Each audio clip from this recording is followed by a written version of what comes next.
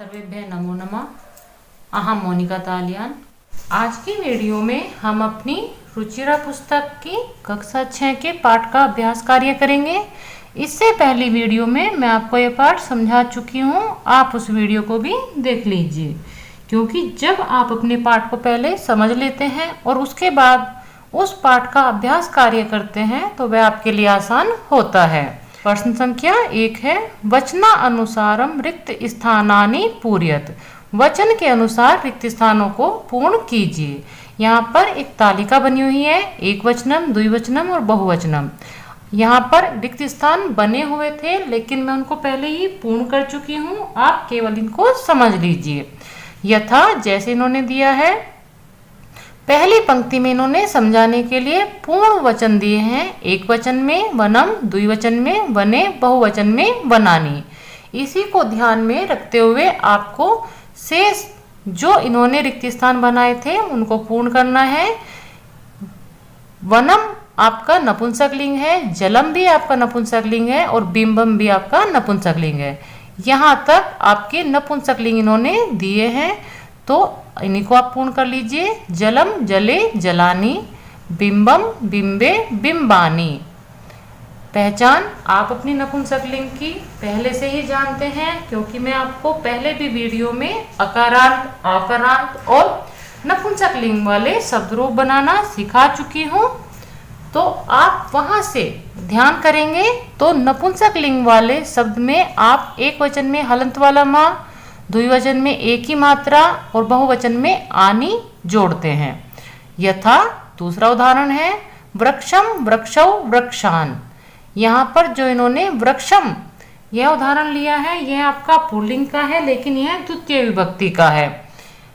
वृक्षौ वृक्षान ये आपका उदाहरण के रूप में है। इसी को ध्यान में रखते हुए आपको आगे पूर्ण करना है। पवनम पवनौ पवनान।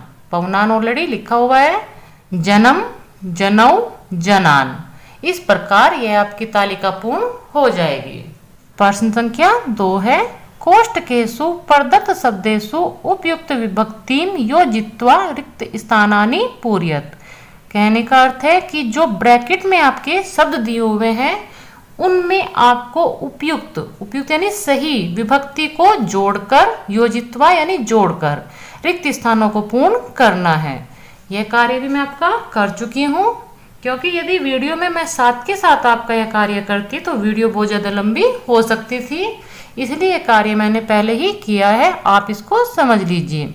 यथा, जैसे इन्होंने उदाहरण दिया है, अहम रोटिकाम खादामी। मैं रोटी को खाती हूँ या खाता हूँ, क्योंकि जो आपका उत्तम पुरुष है वह आपका पुल्लिंग और स्त्रीलिंग दोनों में ही समान होता है। और क्रिया तो आपकी पुल्लिंग और स्त्रीलिंग में हमेशा ही समान होती है। उत्तम पुरुष कहने से अर्थ है जो आपका अस्मद, क्योंकि उत्तम पुरुष स्वयं के लिए प्रयोग होता है, स्वयं के लिए आपके अस्मद के शब्द रूप होते हैं। अहम माने मैं। यहाँ पर ब्रैकेट में रोटी का यानी रोटी लिखी हुई है, इसमें आपको द्वितीय विभक्ति का प्रयोग करना है, क्योंकि जो ये आपके ब्रैकेट में शब्द लिखे हुए हैं यह सभी आपके कर्म हैं, और कर्मणि द्वितीय से कर्म वाले शब्दों में हमेशा द्वितीय विभक्ति का प्रयोग होता है। उदाहरण जैसे उन्होंने दिया है उसी के अनुसार आपको ये पूर्ण करना है। त्वम जलम पिबसी। जल आपका ब्रैकेट में था, इसमें द्वितीय विभक्ति के बाद जलम बनेगा। छात्राः दूरदर्शनम पश्यति। दूरदर्शन आपका ब्रैकेट में आया हुआ पद है, इसमें द्वितीय विभक्ति हो जाएगी दूरदर्शनम। इसकी हिंदी है, छात्र टीवी को देखते हैं, तुम जल को पीते हो। वृक्षाः पवनम पिबन्ति। पवन आपका ब्रैकेट में आया हुआ शब्द है, इसमें द्वितीय विभक्ति एक वचन का प्रयोग करेंगे, पद बनेगा पवनम, यानी सभी पेड़ हवा को पीते हैं। ताः कथाम लिखन्ति। कथा आपका ब्रैकेट में आया शब्द है, इसमें द्वितीय विभक्ति हो जाएगी कथाम। ताः ये आपका स्त्रीलिंग बहुवचन है, तो आप इसको कह सकते हैं वह सभी लड़कियां, क्योंकि स्त्रीलिंग है तो यहाँ पर आप लड़कियां कह सकते हैं। कथा यानी कथा को लिखन्ति लिख रही हैं।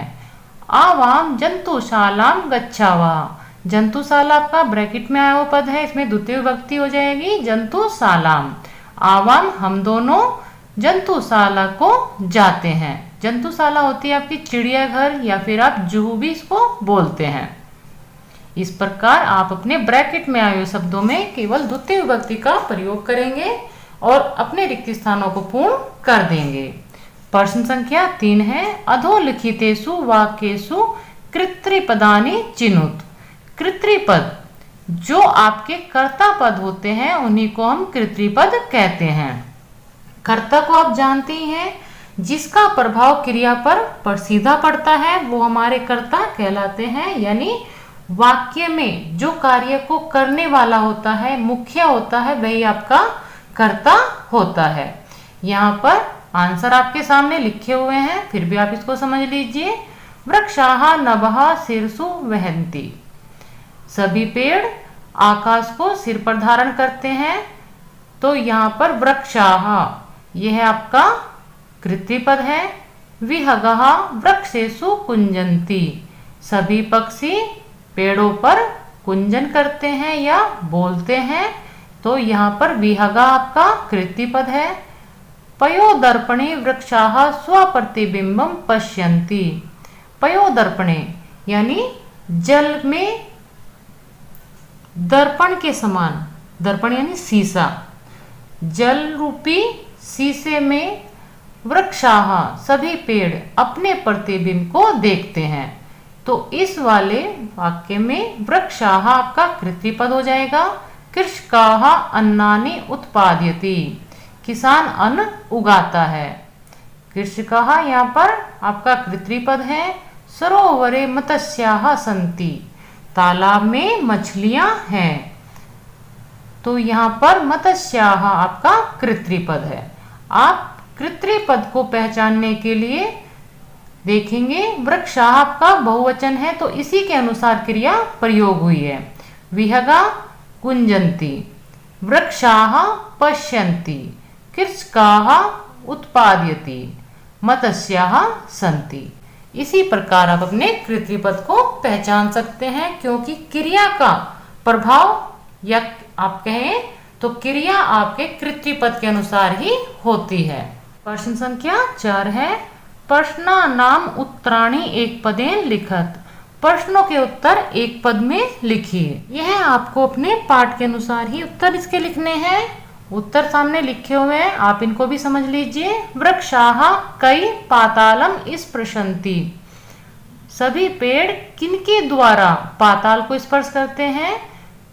प्रश्न के उत्तर देने में आपको केवल एक बात का ध्यान रखना है कि जो हमारा प्रश्नवाचक पद है वह किस विभक्ति और किस वचन का है, उसी के अनुसार आपको उत्तर देना है। जैसे कई आपका तृतीय विभक्ति बहुवचन का पद है तो उत्तर भी आपका तृतीय विभक्ति बहुवचन वाला ही होना चाहिए।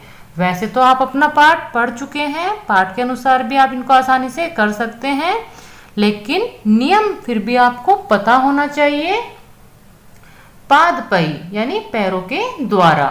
सभी वृक्ष जड़ रूपी पैरों से पाताल को स्पर्श करते हैं, क्योंकि जो पेड़ की पैर होते हैं वो उनकी जड़ें ही होती हैं। वृक्षाः किम रचयन्ति। सभी वृक्ष क्या बनाते हैं। तो आपने अपनी कविता में शुरुआत में ही दूसरी लाइन में पढ़ा है वनम, कि वो वनों को बनाते हैं। एक एक पेड़ जुड़कर वन का निर्माण करते हैं। तो यहाँ पर वनम आ जाएगा। विहगः कुत्र आसीनः। सभी पक्षी कहाँ बैठे हैं। इसका उत्तर है शाखा दोलायाम, यानी झूले रूपी शाखा पर। कौतुकेन वृक्षाः किम पश्यन्ति। कौतूहल के साथ सभी वृक्ष क्या देखते हैं। इसका उत्तर है स्वप्रतिबिंबम, यानी अपनी परछाई, अपना प्रतिबिंब। इस प्रकार ये आपका एक पदेन वाले प्रश्नों के उत्तर हैं। प्रश्न संख्या 5 है, समुचितै पदै रिक्त स्थानानि पूरयत। उचित पदों के द्वारा रिक्त स्थानों को पूर्ण कीजिए। यहाँ पर आपको अपनी विभक्तियों को ध्यान करना है। इसमें आपके अकारांत जो शब्द रूप हैं उनकी आपको विभक्तियां ध्यान होंगी, क्योंकि अकारांत वाले शब्द रूप में आपको पहले ही बनाना सिखा चुकी हूं। और उदाहरण के रूप में इन्होंने पहली पंक्ति आपकी दी हुई है, दूसरी पंक्ति में आपके रिक्त स्थान बनाए हैं। प्रथमा विभक्ति में गजः गजौ गजाः दिया हुआ है, इसी के अनुसार आपको रूप बनाने हैं। अश्वः अश्वौ अश्वाः। गजः का अर्थ होता है हाथी और अश्वः का अर्थ होता है घोड़ा। द्वितीय विभक्ति सूर्यम सूर्यौ सूर्यान, इसी के अनुसार आपको अपनी रिक्त स्थान बनने हैं। चंद्रम चंद्रौ चंद्रान। तृतीय विभक्ति विडालेन विडालाभ्याम विडालै, मंडुकेन मंडुकाभ्याम मंडुकै। चतुर्थी विभक्ति सर्पाय सर्पाभ्याम सर्पेभ्य, इसी के अनुसार वानराय वानराभ्याम वानरेभ्य। पंचमी विभक्ति मोदकात् मोदकाभ्याम मोदकेभ्य, इसी के अनुसार आपको रिक्त स्थान करने हैं। वृक्षात् वृक्षाभ्याम वृक्षेभ्य। षष्ठी विभक्ति में जनस्य जनियो जनानाम, इसी के अनुसार सुकस्य सुक्यो सुकानाम। सप्तमी में शिक्षके शिक्षकयो शिक्षकेषु, मयूरे मयूर्यो मयूरेषु। संबोधन आपका एक वचन भिन्न होता है, द्विवचन और बहुवचन आपका प्रथमा का ही पुनरावृत्ति आप इसको कह सकते हैं कि वो रिपीट होते हैं।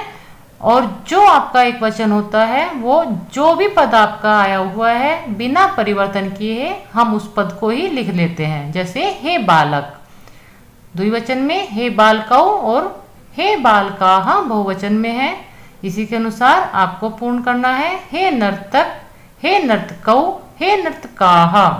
इस प्रकार ये आपके अकारांत, इसमें जो भी आपके शब्द आए हैं सभी शब्द आपके अकारांत है, उनमें आपको विभक्तियां प्रयोग करनी है। प्रश्न संख्या 6 है भिन्न प्रकृतिं पदम चिनुत। भिन्न प्रकृति, भिन्न प्रकृति से अर्थ है कि जो आपको यहाँ पर शब्द दिखाई दे रहे हैं उन सभी शब्दों में जो अलग है, भिन्न का अर्थ होता है अलग, प्रकृति जो उसका नेचर है वो अलग नेचर वाला ही आपको अलग छांट के लिखना है। उत्तर आपके सामने लिखे हुए हैं, फिर भी आप इनको समझ लीजिए, क्योंकि जरूरी नहीं कि आपको सीधे सीधे यही प्रश्न इसी रूप में मिले। हो सकता है आपके शिक्षकगण इसको परिवर्तन कर दे, तो आपको अपने प्रश्नों को समझना होता है। गंगा लता यमुना नर्मदा, यहाँ पर लता अलग है, क्या रीजन है?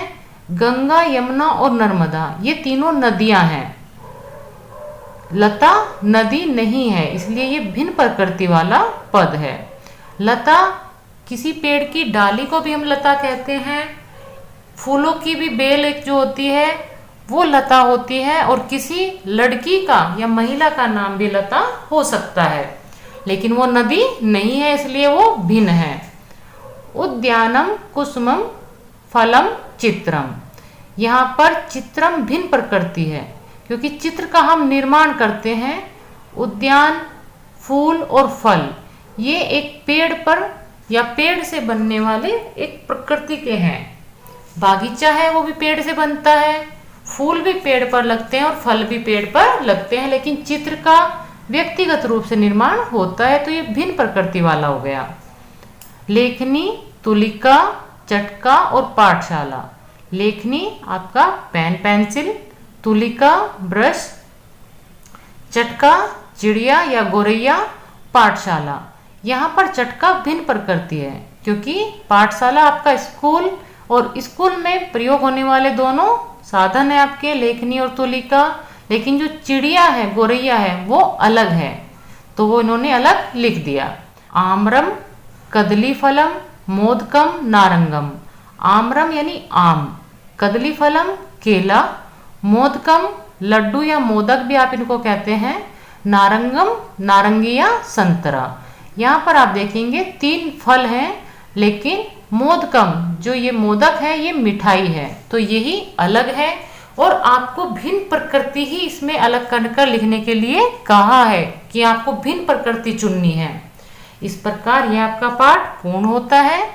उम्मीद है आपको ये आपके अभ्यास कार्य समझ में आया होगा। मिलते हैं अगले पाठ की वीडियो के साथ। सर्वेभ्य नमो नमः।